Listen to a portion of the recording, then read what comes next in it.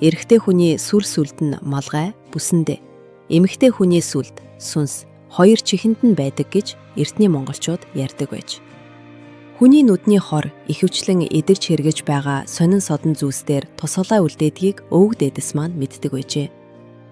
Ямар сайхан эмэгтэй вэ гэж харц тогтох үед эмэгтэй хүний эмэг бодлыг нь сарниулж, анхаарлыг эмэгтэйд биш, эмгэнд төвлөрүүлж, ямар гоёмсог эмэг зүвэ вэ гэж бодох төдийд хар цагаан хил ам замхран алга болдог гэж үздэг байжээ.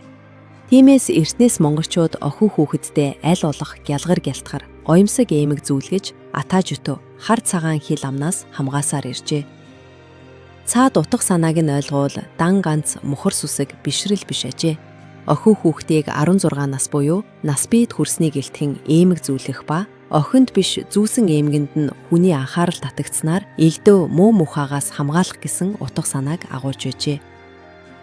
Эрт үеэс эмгийг бусадтай сольж зүүхийг цээрэлдэг байсан бөгөөд хувь заяа солигдож төөрнө гэж үздэг байж. Тиймээс та чих хоосон бүү яваарай. Эмэг бол таны хамгийн чухал хамгаалалт. Мөн хамгийн сайхан гоёл. Өвгдийн аман яриа домог сургаалаас үзэхэд эмэгтэй гэдэг үгийг эмэгтэй хүн гэдэг үгнээс үүссэн гэлцдэг. Иймээс эм хүн эмэг зүүх учиртай тул ийхүү хүндэтгэн нэрийцсэн аж.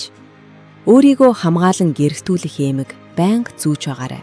Хэрв өрөөсөн эмгээ гэвэл хил ам, гарц хаалаа гэж үзээд харамсдаггүй бөгөөд үлдсэн өрөөсний хэлбэрийг нь өөрчилж өөр эд болгон хэрэгэлдэг байжээ. Хүний биеийн 70% уснаас бүтдгийг бүгд мэдхүйлээ. Тэгвэл усыг янжуулж байдаг мөнгөөр хийсэн эмэг идэж хэрэглэх нь илүү зохистой ажээ. Мөн өөртөө ихтэй чулууг шигтгсэн эмэг нь оёл төдийгүй хамгаалалт болох давхар тустай байх нэ.